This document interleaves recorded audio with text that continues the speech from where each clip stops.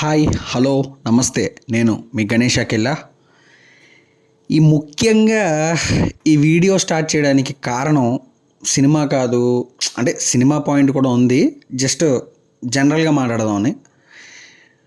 నాకు ఒకటి అర్థం కావట్లేదు భయ్య, మన దేశం ఎలా తగలడిందంటే, అంటే సారీ, కొన్ని అన్నెసరీ వర్డ్స్ కింద మాట్లాడినట్టు అనిపిస్తే, ఎలా అయిపోయిందంటే మన దేశం ఏదైనా ఒక పర్టిక్యులర్ పాయింట్, అది తప్ప రైటా అనే అవసరం లేదు. ఇంకా అవతలోడు ఒక మాట అన్నాడంటే ఈ సోషల్ మీడియా అనేది ఇంకా దాన్ని ట్రోల్ చేయడం, లేదంటే హైప్ ఇవ్వడం, లేదంటే ఒక రేంజ్లో లేపేయడం, ఇంకా అదే నిజం అని చెప్పి మనకి మైండ్లో రుద్దేయడం అనే టైప్లో తయారైపోయింది ఇప్పుడు.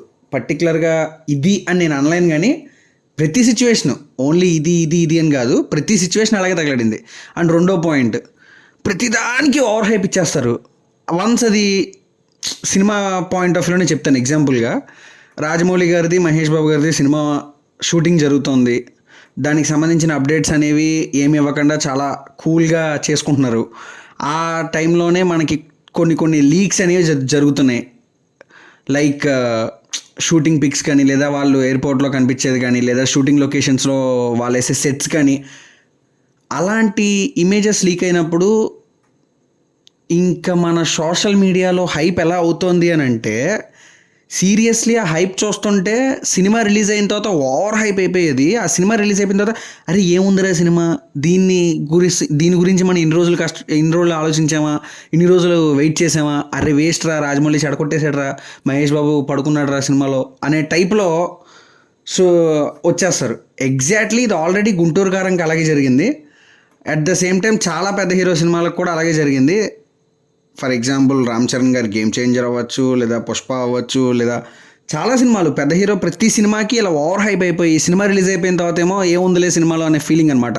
సో ఈ సోషల్ మీడియాలో ఆ హైప్ అనేది కొంచెం తగ్గిస్తే, ఫస్ట్ థింగ్ ఆ సోషల్ మీడియా చూసేవాళ్ళు హైప్ తగ్గించడం అంటే, ఇలాంటి లీక్స్ జరిగినప్పుడు అరే ఏదో జరిగిపోతుంది అనే దానికంటే జరుగుతుందిరా, చాలా కూల్గా జరుగుతుంది. అది జరిగేదాన్ని కూల్గా జరగనివ్వండి.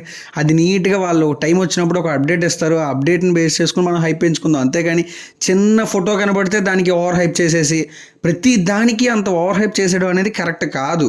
ఎందుకనంటే అది ఆల్మోస్ట్ నెగిటివిటీకే తీసుకెళ్తుంది. పాజిటివ్ సైడ్ అనేది చాలా రేర్గా జరుగుతుంది.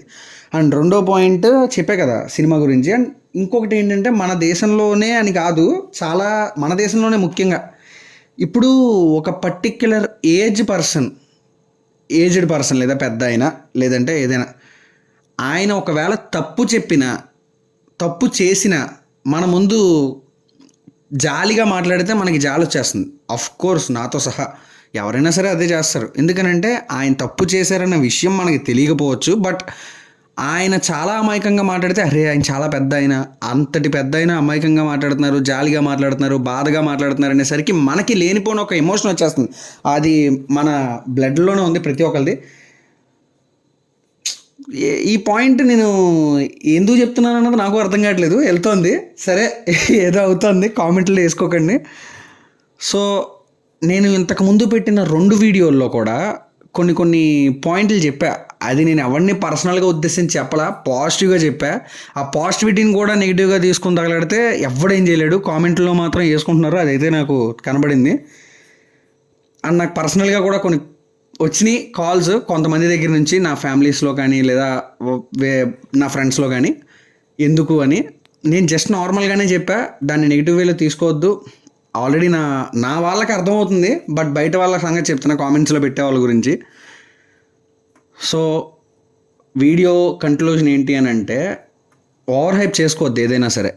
అది ఎవరి విషయంలో అయినా సరే, సినిమా విషయంలో అవ్వచ్చు, పర్సనల్ లైఫ్లో అవ్వచ్చు, దేని గురించి అయినా సరే. ముఖ్యంగా ఈ సోషల్ మీడియాని ఎక్కువ పట్టించుకోకండి.